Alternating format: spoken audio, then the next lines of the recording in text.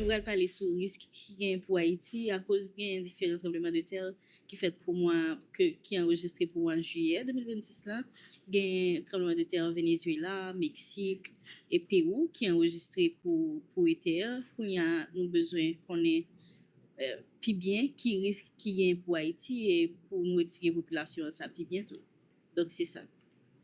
Bon, effectivement, depuis le 24 juin 2026, nous constatons que il y a une activité sismique qui est très grande au niveau de la plaque de l'Amérique du Sud, côté que nous avons une série de pays, tant qu'au Venezuela. Et ça a commencé au Venezuela le 24 juin, avec 2 secousses simultanées dans l'espace de 30 secondes, au tremblement de terre de magnitude 7.2, suivi d'un l'autre de 7.5.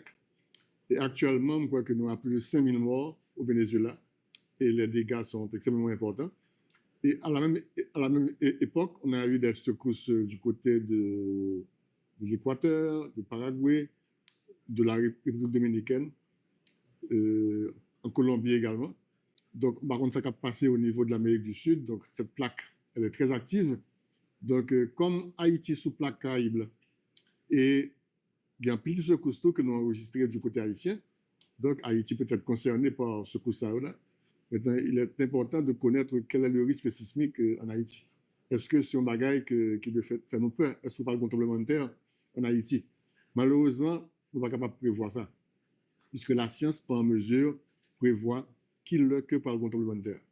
Mais par contre, nous connaissons que chaque jour, il y a des secousses qui fait, et ceci à travers le monde. En Haïti également, presque chaque jour, il y a 2 secousses qui fait. Mais c'est des secousses qui sont très faibles, nous ne pas ressentir. Mais station sismique qui ont enregistré, nous ressentir. Bon, ça fait mal lorsque magnitude là supérieure à 5, donc compte tenu de degré de vulnérabilité construction, donc ça va faire des dégâts. Maintenant, il faut bien comprendre que en Haïti, secousses fait chaque jour, nous enregistrons chaque jour, mais on va capable écarter le fait que nous sommes capables de gros tout qui fait en Haïti, mais on ne peut pas le prévoir. OK. Mais qui faille qui plus actif dernier temps ça? Bon, chaque pays qui a une secousse sismique, il y a une propre faille. Par exemple, Venezuela, c'est 2 failles différentes qui étaient par tremblement de terre 7.2 et 7.5. Ce qu'a fait Colombie, Équateur, République dominicaine, chaque correspond à une source sismique qui est différente. Et source sismique là, c'est failles, ce sont des failles actives. En Haïti, nous avons 2 grandes failles majeures.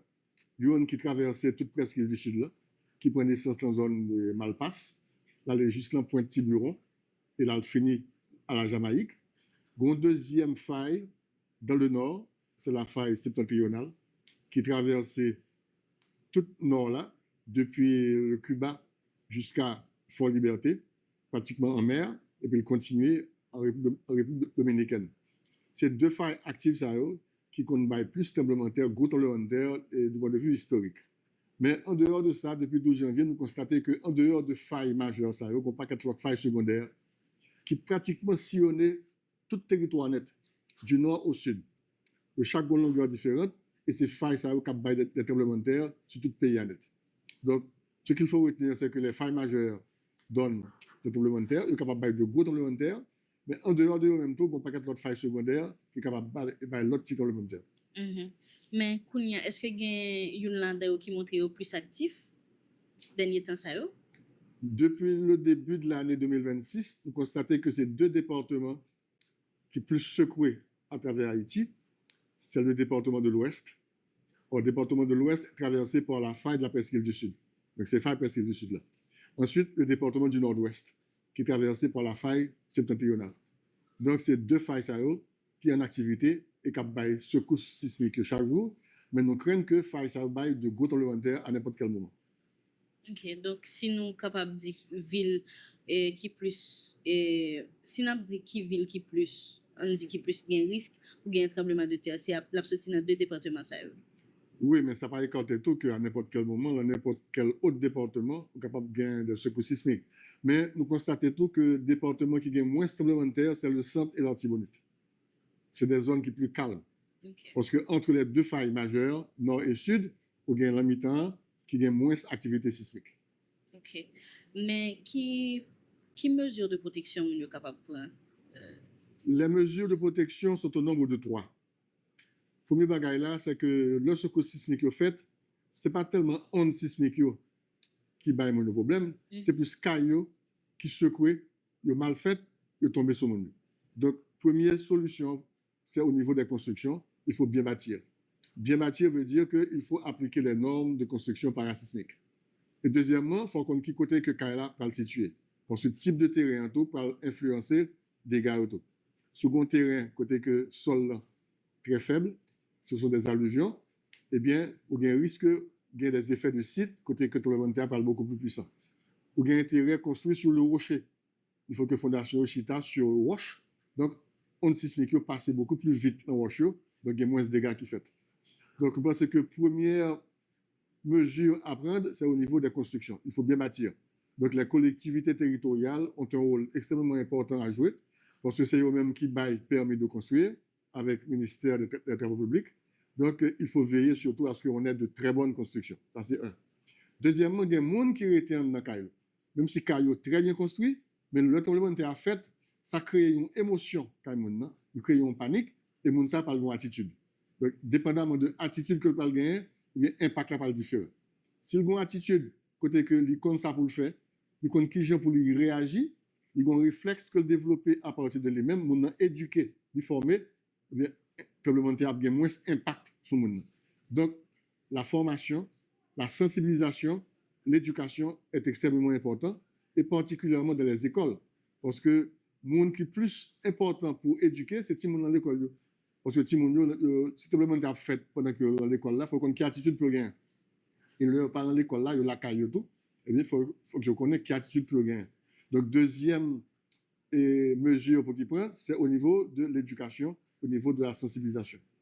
Troisième mesure, là, c'est au niveau de la réponse à apporter. Et là, c'est l'État qui a un rôle pour jouer, particulièrement la direction de la protection civile et les collectivités territoriales. Une fois que ce secours-là fait une fête qu'on y a là, il faut apporter les secours aux habitants. Mais il faut être prêt pour porter ce secours-là. Donc, il faut avoir des plans de contingence, côté que toute institution qui est en commune connaît exactement qui ça peut faire. Une fois que tout le monde a fait une fête, pour porter secours à la population.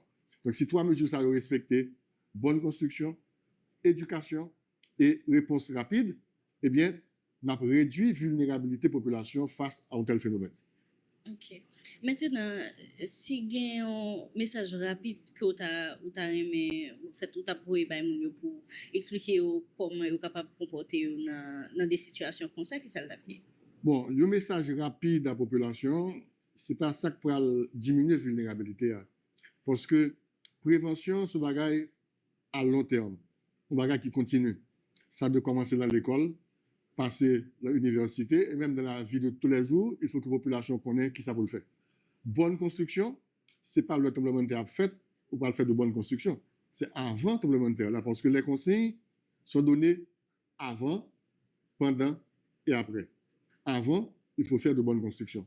Il faut éduquer la population.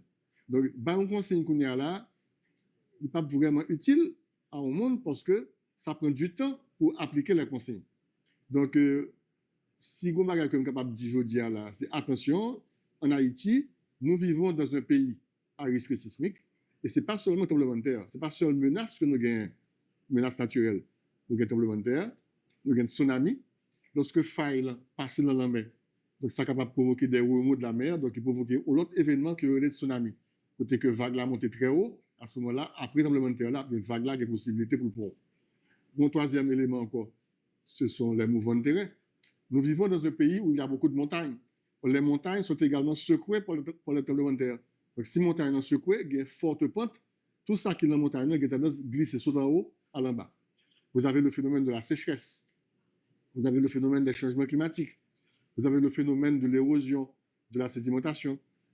Vous avez le phénomène des cyclones, etc. Donc, nous avons un paquet de menaces naturelles qui est capable d'affecter Haïti. Il faut dire qu'on a parlé de tremblement de terre. Maintenant, le tremblement de terre là, lui-même, il n'y a pas de saison là-dedans. Nous sommes actuellement en saison cyclonique, qui commence peut-être en juin, finit en novembre. Mais il n'y a pas de saison pour le tremblement de terre. C'est pendant toute l'année. Donc, il faut être toujours sur la balle pour les séismes et pour les tremblements de terre, alors que pour les autres naturels, c'est toujours la même chose, les mêmes mesures, prévention, faire l'éducation et préparer la réponse. OK. Maintenant, est-ce que nous-mêmes dans le bureau mine, ensemble avec énergie, nous travaillons on travaille ensemble avec le gouvernement et sous des questions comme ça parce que mais connaît est-ce que le gouvernement par rapport ensemble avec différents tremblements de terre qui passaient dans l'Amérique du Sud là yo bon travail à faire par rapport ensemble avec ça et Bon, pour aider la oui, population et puis réduire le risque. thème tremblement de terre là, c'est un thème qui est transversal dans le pays.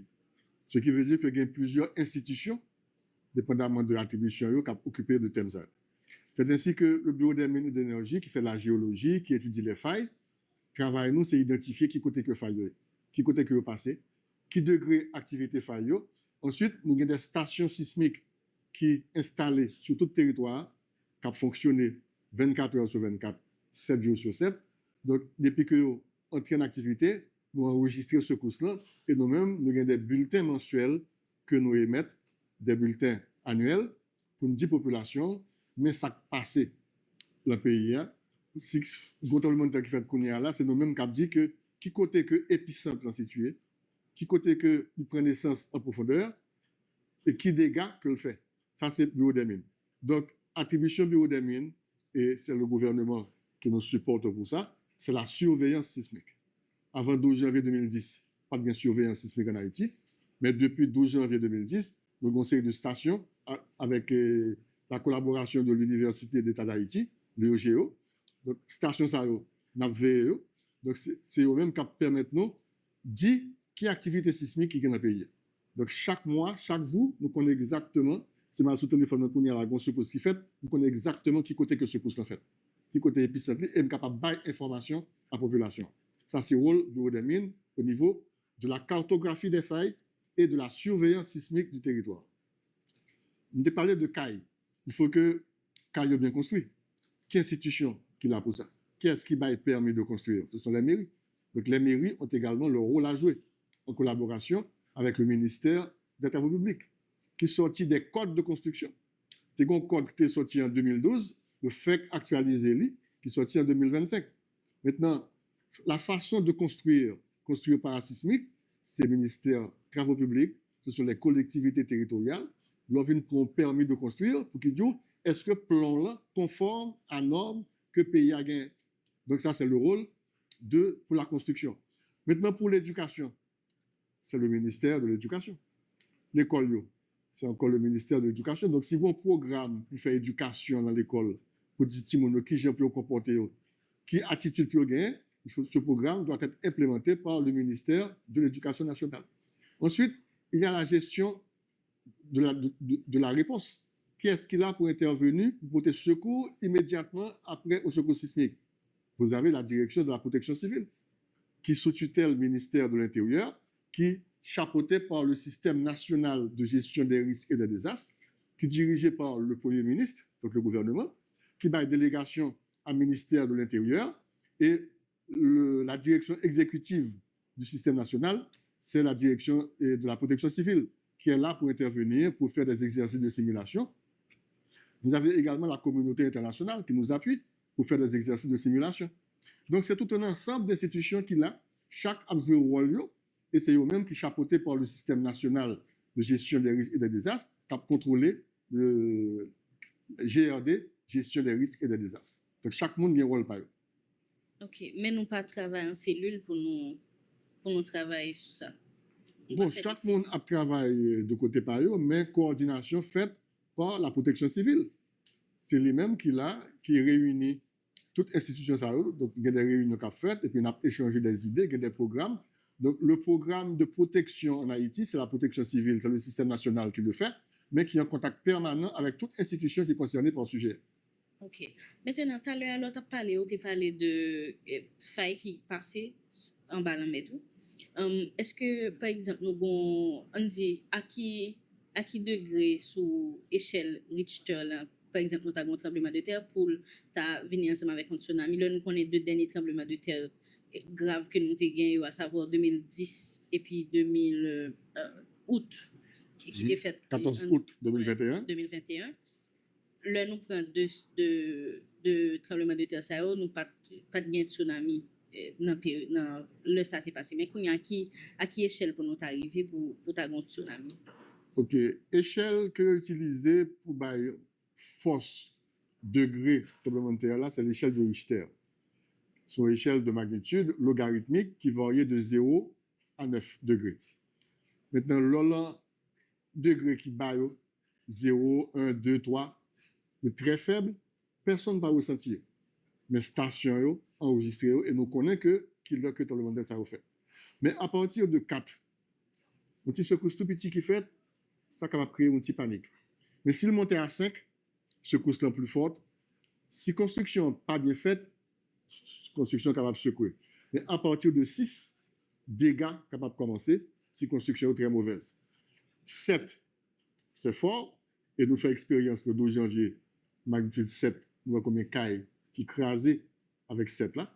De même que le 14 août 2021, dans les NIP, c'était 7 encore, c'est un pile caille qui crasé. Donc 7 là, c'est un tremblement de terre qui est fort, qui est capable de provoquer des dégâts. 8, dégâts encore plus importants. 9, dégâts encore plus importants.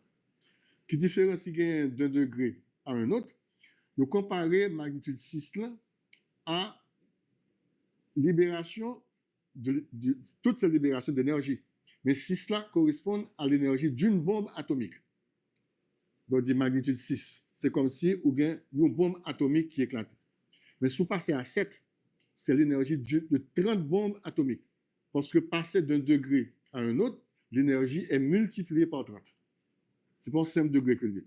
Mais ce degré qui est très fort, entre 6 et 7, ça fait 30 fois plus. Entre 6 et 8, ça fait 1000 fois plus. Donc, l'orgon faille qui passe dans la mer, il est capable de provoquer tsunami, mais il y a des magnitudes qui ne peuvent pas provoquer tsunami, même si faille passe dans la mer. Pour qu'il y ait tsunami, il y a 3 conditions. Il faut tout d'abord que la faille passe en mer. Si c'est sur terre que lié, pas de tsunami, première condition. Deuxièmement, il faut que la magnitude soit au moins de 6,5. Donc 6,5 est capable de provoquer un remous. Si le plus fort, plus l'effort, plus vague là, beaucoup plus haut. Par exemple, en 1842, tu as gagné dans le nord, magnitude là, tu entre 7 et 8. C'était très fort. Et quelques secondes plus tard, tu as un tsunami qui te suit et hauteur vague là, tu 5 mètres. Imaginez qu'une vague, c'est dans la mer qui a 5 mètres de hauteur, et qui entrer dans la ville. Donc, là, prend tout ça que le joint sur chemin. Donc, tsunami, c'est un phénomène qui est extrêmement important. Donc, quand il y a tsunami, il faut que la faille soit en mer. Il faut que la magnitude soit au moins de 6,5. Et il faut que, pour des gars au fait, il faut que faille là tout près aux villes. Parce qu'il y a des failles qui sont très loin au pays. Tsunami, c'est dans la mer que le fait, pas de frontière. Un tsunami est capable de sortir jusqu'en Lisbonne, Portugal. Il est capable de sortir très loin. Tant pour le river en Haïti, la printemps. Donc, on a dit qu'il y a une vague qui vient de guetter préparé. Maintenant, les tsunamis les plus féroces, ce sont ceux qui se situent à proximité des villes. Par exemple, au Cap Haïtien, faille septentrionale, faille là passée à 3 km, 4 km du Cap Haïtien. Donc, si tremblement de terre fait sous faille ça, vous avez à peu près quelques secondes pour évacuer la zone, pour monter dans les hauteurs, parce que vague là a privé rapidement. Donc, quelles sont maintenant les consignes à adopter en cas de tsunami? Vague là qui vient sur il n'y a pas autre chose à faire que de laisser la maison pour aller dans les hauteurs. Parce que plus vous montez plus haut, vague là, la patine nous moins. Mais si vous êtes la caillou et que vous situez la région qui est très basse, et bien tsunami, vague là, est dans ce point. Donc, il faut aller dans les hauteurs. Sous guettant, chaper poule. Ok. Maintenant, est-ce qu'il y a des failles qui dans la mer que nous remarquons qu'il y a des mouvements là-dedans? On appelle ça des failles actives. La faille septentrionale, c'est dans la mer qu'il est active. Donc, si vous avez un tremblement de terre sur faille ça, la base tsunami, à condition que magnitude là supérieure à 6,5. Ensuite, la faille de la presqu'île du Sud, c'est pas dans la mer qu'il est, c'est sur terre. Donc, faille ça, pas bail et tsunami. Mais lorsqu'il était Tiburon, faille là, aller du côté de la Jamaïque, c'est la mer. Entre Jamaïque et Tiburon, c'est la mer. Et faille là, passer dans la mer. Donc, si entre Tiburon et la Jamaïque, bien on secousse dans la zone ça, qui est très fort, donc espace ça capable de provoquer un tsunami et presqu'île du Sud là capable d'attaquer. En dehors de grandes failles tout autour de ces deux presqu'îles, il y a des failles qui passaient dans la mer. Par exemple, une faille qui passait au large de Jérémie. dans la mer. Mhm. Donc, si vous avez un gros tremblement de terre sur faille, ça a provoqué encore le tsunami. Donc, depuis que faille a passé dans la mer, magnitude là fort, la baille au tsunami. Ok, merci. Dernière question. À qui hauteur, par exemple, nous remarquons que faille est sous échelle là? Comme si qui plus gros hauteur, nous remarquons pour début année jusqu'à mois de juillet. Qui plus Bon, gros hauteur? faille, ce sont des cassures de l'écorce terrestre. Et cassures entrées très loin en bas terre. Le gain au tremblement de terre qui fait, côté que le tremblement de terre prend naissance sous faille là, il est capable, en principe, c'est à 10 km. 10 km en bas terre. Il est capable à 50 km, il est capable à 100 km, il est capable à 200 km, ça dépend de profondeur faille là. Plus tremblement de terre profond, ça fait moins de dégâts. Mais plus tremblement de terre fait proche surface là, ça a bien plus de dégâts. Donc il faut surtout craindre les tremblements de terre qui sont situés à une profondeur de 10 km. Donc toute faille qui traverse ces pays là, donc toute capable tremblement de terre surtout prend naissance à 10 km, donc assez proche de la surface. Donc d'après la sismicité historique, nous avons un pile tremblement de terre de faible magnitude, mais nous avons des tremblements de terre qui sont capables d'aller jusqu'à magnitude 8 dans le pays. Et 8 là, c'est surtout dans le nord d'Haïti. Donc les plus gros tremblements de terre que nous sommes capables d'enregistrer en Haïti, c'est au niveau de la faille septentrionale, c'est dans le nord d'Haïti. Alors que faille presqu'île du Sud, là, la baille entre 7 et 7,5. Donc 8 là, la 30 fois plus fort que ça qui est passé 12 janvier 2010 là, donc ça fait encore plus de dégâts. Maintenant, dégâts peuvent dépendre de degré de vulnérabilité population. Plus au gain monde dans l'espace, c'est plus mon victime. Or, population a augmenté. Nous sommes aujourd'hui à presque 12 millions d'Haïtiens. Dans les principales villes, population a augmenté tout. Donc, ville qui a pile monde. Ville située en bordure du littoral, tout près de la mer, donc est capable d'affecter par le tsunami. Ensuite, les constructions sont de très mauvaise qualité, parce que ce n'est pas toujours un ingénieur qui fait construction. Les collectivités territoriales n'ont pas l'autorité nécessaire qu'il faut pour appliquer les lois, les règlements de la construction. Donc, le pays a un pile problème économique. Donc, il est très difficile pour nous appliquer mesures, donc ce qui augmente la vulnérabilité de la population. Donc, les tremblements de terre en Haïti, ce n'est pas une question de si. Oui, on aura des tremblements de terre, mais heureusement pour nous, c'est un phénomène qui est cyclique. Il n'est pas fait chaque jour. Donc, le tremblement de terre fait là, je vous dis, hein, vous pouvez attendre 20 ans, 30 ans, 40 ans pour l'autre fait, même côté encore. Donc, l'énergie prend plus de temps pour l'y accumuler. Entre-temps, il faut être préparé. Donc, ce n'est pas une question de si, il fait là, je vous dis, demain, la fête là encore.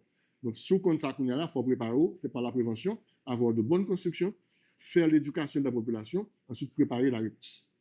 Oui, maintenant, qui degré nous enregistré, par exemple, dans ce coup-ci, qui est-ce qui peut nous enregistrer pour année jusqu'à mois de juillet, pour année 2026? Jusqu'à, je vous dis, 4.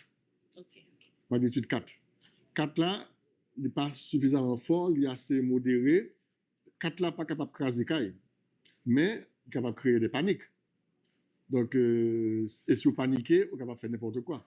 Par exemple, il y a l'école qui a fonctionné, et puis, une magnitude 4 faite, ça crée panique dans l'école là. Si le bâtiment, c'est à l'étage qu'il y a, la classe là, à l'étage, panique faite, l'école dans la guette, si mon casse en haut, l'école en bas, alors que c'est pas un tremblement de terre qui a provoqué des dégâts. Donc, dégâts, ils ont commencé à partir de 6. Or, nous n'avons pas enregistré 6 depuis un certain temps, mais c'est 4 avec 3 qui est très faible que nous avons enregistré. Tant mieux pour nous, mais une magnitude 6 capable de faire à n'importe quel moment, et même 7, et même 8 dans le nord. Ok. Dans quelle ville nous avons enregistré 4 là? Ça qui est plus loin. 4 là qu'on fait pratiquement, surtout dans le nord, du côté du nord-ouest, dans la mer, près de Jean Rabel, par exemple, ou bien encore du côté de Jérémie. Donc, ça 3, il fait tout côté à travers le territoire. C'est un bagage qui est très fréquent. J'aimerais dire, chaque jour en Haïti, nous enregistrons 2 secousses de faible magnitude, entre 3 et 4, chaque jour. Mais ça va capable, le très faible, il va capable de provoquer des dégâts au niveau des constructions. Mais c'est à partir de 6, oui, capable de faire des dégâts. Okay. D'accord, merci beaucoup, M. Petit. C'était un plaisir et à votre disposition à n'importe quel moment. D'accord, merci beaucoup. Merci. À la prochaine. À la prochaine. D'accord.